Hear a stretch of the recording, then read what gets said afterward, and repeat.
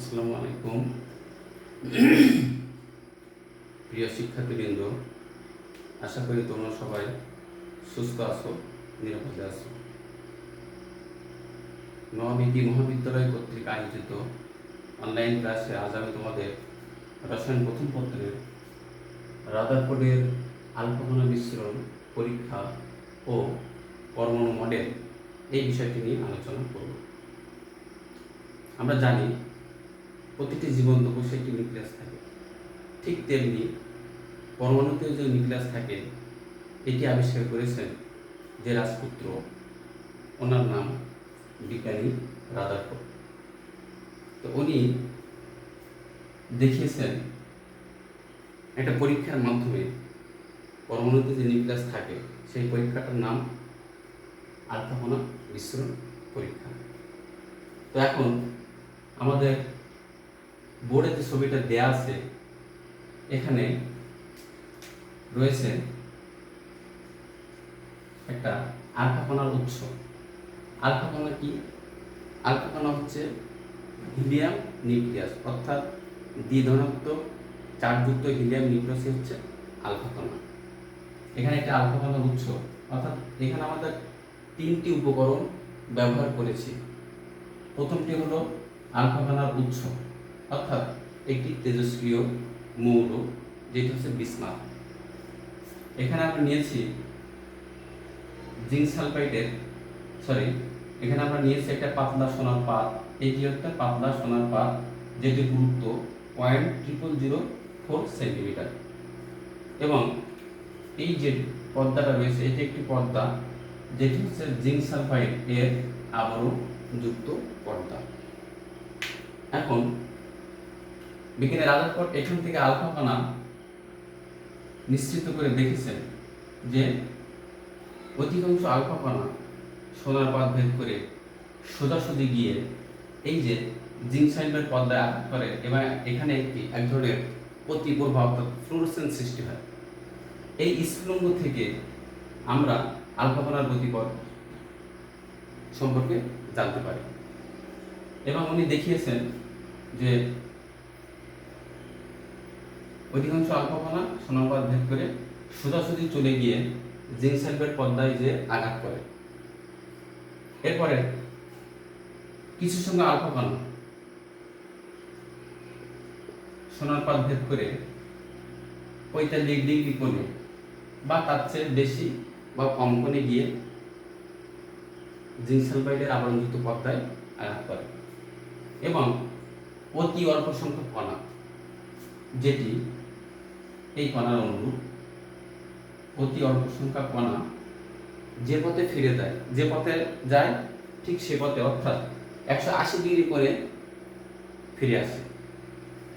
তো এখানে আলফা কণার গতিপথ থেকে উনি 3 ধরনের কণা লক্ষ্য করেছেন। এক ধরনের কণা যেটি হচ্ছে সোনার পাত ভেদ করে সোজাসুজি চলে যায়। এক ধরনের কণা হচ্ছে কিছু কোণে অর্থাৎ 45 ডিগ্রি কোণে বেঁকে গিয়ে পর্দাকে আঘাত করে। এবং অতি অল্প সংখ্যক কণা অর্থাৎ 20,000-এর মধ্যে একটি কণা যে পথে যায় সে পথেই ফিরে আসে। তো আমরা এখানে পাতলা সোনার পাত, জিঙ্ক সালফাইড আবরণযুক্ত পর্দা এবং আলফা কণার উৎস, টোটাল পরীক্ষাটা আমরা এখানে চিত্রের মাধ্যমে দেখানোর চেষ্টা করেছি।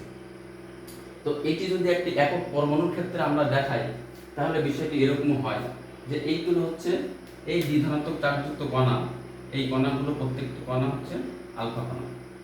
তো এখান থেকে আমরা দেখতে পাচ্ছি যে একটি কণা যে পথে গিয়েছে ঠিক সে পথে ফিরে আসছে এবং কিছু কণা হালকা বেগে গেছে এবং অধিকাংশ অল্প কণা গতিপথ সোজা, অর্থাৎ সোজাসুজি যে জিঙ্ক সালফাইড এর আবরণযুক্ত পর্দায় আঘাত করেছে। তো এই পরীক্ষা থেকে অর্থাৎ এই 3 ধরনের কণার গতিপথ থেকে উনি যে সিদ্ধান্ত উপনীত হয়েছেন সেটি আমরা এখন আলোচনা করব।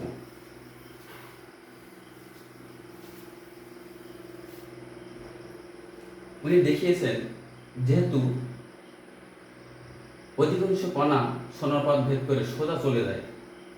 এটি থেকে উনি সিদ্ধান্ত নিয়েছেন যে পরমাণুর অধিকাংশ স্থানই ফাঁকা, অর্থাৎ অধিকাংশ কণার সাথে কোনো কিছু সংঘর্ষ হয়নি বা দেখা হয়নি, যে কারণে উনি এই সিদ্ধান্তটি নিয়েছেন যে পরমাণুর অধিকাংশ স্থানই ফাঁকা। এবার দেখা যায় যে অতি অল্প সংখ্যক কণা, অর্থাৎ 20,000-এর মধ্যে একটি কণা সোনার পথ ভেদ করে সোনার পথ বাধাপ্রাপ্ত হয়ে যে পথে গিয়েছে সে পথেই ফিরে আসছে। এখান থেকে উনি সিদ্ধান্ত নিয়েছেন যে পরমাণুর কেন্দ্রে একটি ধনাত্মক চার্জযুক্ত ভারী বস্তু রয়েছে, যেটিকে উনি পরবর্তীতে নাম দিয়েছেন নিউক্লিয়াস। এরপর দেখছেন যে কিছু সংখ্যক কণা সোনাপথ ভেদ করে হালকা বেঁকে যায়। তো উনি এটা থেকে চিন্তা করেছেন, যেহেতু পরমাণুতে ইলেকট্রন থাকে, তো ইলেকট্রনকে পরমাণুর গতিপথ ইলেকট্রন আলফা কণার গতিপথকে চেঞ্জ করতে পারে, কিন্তু এক্ষেত্রে সেটি সম্ভব নয়, কারণ ইলেকট্রনের চার্জ নেগেটিভ। কিন্তু আলফা কণার ভর ইলেকট্রনের ভরের তুলনায় এত বেশি যে ইলেকট্রনের পক্ষে সম্ভব না যে আলফা কণার গতিপথ চেঞ্জ করে দেওয়া। যে কারণে উনি সিদ্ধান্ত নিয়েছেন, যেহেতু পরমাণুর কেন্দ্রে একটি ধনাত্মক ভারী বস্তু বিদ্যমান এবং এটির কারণে কিছু আলফা কণা হালকা বেঁকে যায়। যেহেতু পরমাণুর কেন্দ্রে ধনাত্মক চার্জ রয়েছে এবং আলফা কণার চার্জ ধনাত্মক, সুতরাং উনি এখান থেকে সিদ্ধান্ত নিয়েছেন যে পরমাণুর কেন্দ্র অবশ্যই ধনাত্মক চার্জযুক্ত, এবং এই ধনাত্মক চার্জযুক্ত বস্তুকে উনি নাম দিয়েছেন নিউক্লিয়াস। তো অর্থাৎ এই যে আলফা কণা বিস্ফোরণ পরীক্ষা, এই পরীক্ষা থেকে উনি কিন্তু ওনার যে যুগান্তকারী আবিষ্কার পরমাণু মডেল, অর্থাৎ পরমাণুর গঠন সম্পর্কে এই পরীক্ষার আগে কিন্তু আমাদের কোনো ধারণা ছিল না। উনি এই পরীক্ষার উপর ভিত্তি করে পরমাণুর মডেল সম্পর্কে যে প্রস্তাবনা, যে মতবাদগুলো উনি দিয়েছেন, সেটি হচ্ছে রাদারফোর্ডের পরমাণু মডেল নামে পরিচিত। তো এখানে ওনার মতবাদসমূহ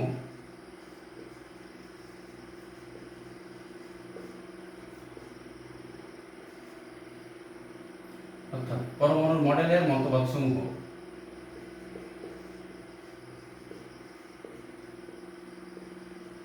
নিউক্লিয়াস সম্পর্কিত।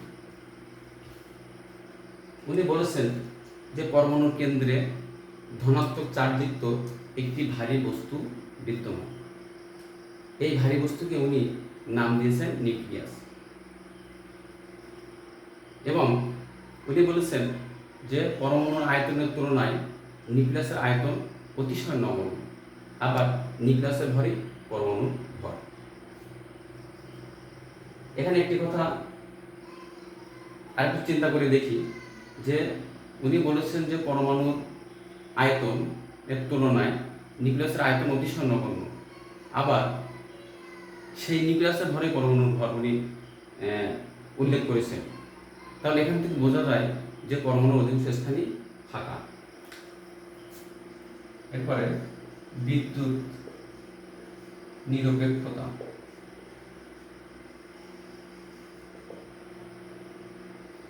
উনি বলেছেন একটি পরমাণু বিদ্যুৎ নিরপেক্ষ, অর্থাৎ পরমাণুর কেন্দ্রে যে কয়টা প্রোটন থাকে ঠিক তার বাইরে ছেড়ে সমসংখ্যক ইলেকট্রন পরমাণুকে কেন্দ্র করে সর্বদা ঘূর্ণায়মান, যে কারণে এটি বিদ্যুৎ নিরপেক্ষ।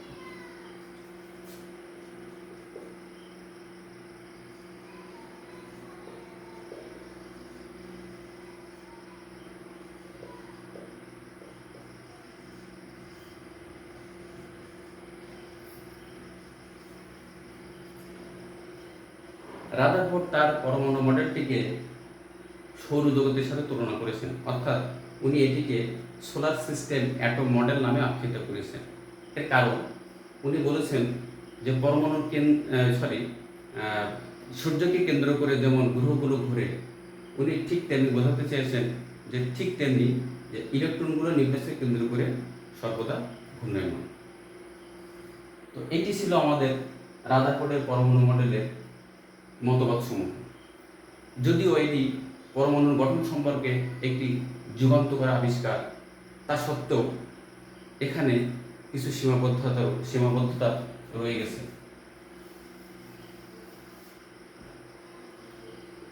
এখন যদি আমরা একটু এই মডেলের সীমাবদ্ধতা নিয়ে আলোচনা করি।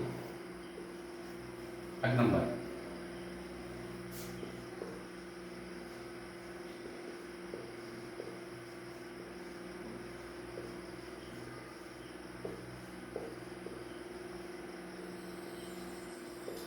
সৌরজগতের সাথে তুলনা। অর্থাৎ এই মডেলটাকে যে উনি সৌরজগতের সাথে তুলনা করেছেন, এটি ওনার একটা ত্রুটি ছিল। তার কারণ সৌরজগতের গ্রহগুলো নিরপেক্ষ, কিন্তু ইলেকট্রন চার্জিত। সুতরাং কোনো চার্জিত কণা যখন বৃত্তাকার পথে ঘুরে সে ক্রমাগত শক্তি বিকিরণ করে এবং একসময় কেন্দ্রে পতিত হয়, যেটি পরমাণু ধ্বংসের জন্য দায়ী।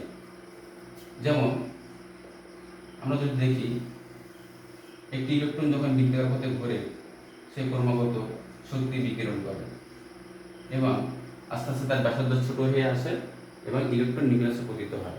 তা ইলেকট্রন যদি নিউক্লিয়াসে পতিত হয়, তাহলে সেই পরমাণু মডেল বা সেই পরমাণুটি ধ্বংস হয়ে যাবে। সুতরাং এটি ছিল ওনার একটি গুরুত্বপূর্ণ বা ওনার একটি ত্রুটি ছিল। 2 নম্বর, উনি ইলেকট্রন যে নিউক্লিয়াসকে কেন্দ্র করে ঘোরে সেই কক্ষপথ সম্পর্কে বা কক্ষপথের আকার আকৃতি সম্পর্কে উনি কোনো ধারণা দিতে পারেননি।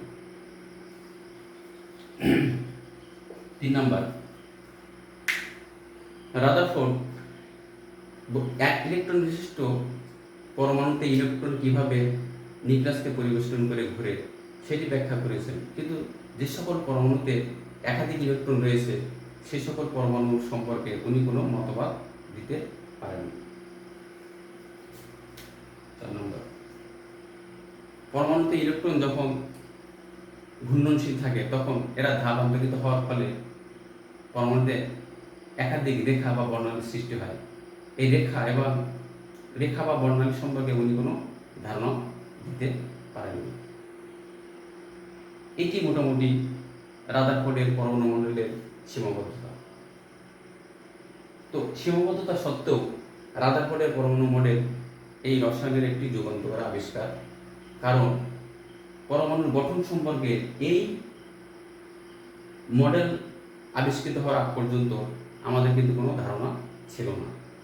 তো যাই হোক, আজকে আমরা এই আলোচনা থেকে যে আলফা কণা বিস্ফোরণ পরীক্ষা এবং পরমাণু মডেল সম্পর্কে যে বিষয়গুলো আমরা আলোচনা করলাম, তোমরা আশা করি বইয়ের সাথে মিলিয়ে নিলে আরেকটু তোমাদের বুঝতে সুবিধা হবে এবং তোমরা বাসায় একটু সময় নিয়ে বিষয়গুলো স্টাডি করবে, আয়ত্ত করার চেষ্টা করবে। এরপরেও যদি তোমাদের কোনো প্রশ্ন থেকে থাকে পরবর্তীতে আমার সাথে যোগাযোগ করবে। তো তোমাদের সুস্থতা এবং মঙ্গল কামনা করে আজকের ক্লাস এখানেই শেষ। আল্লাহ হাফেজ।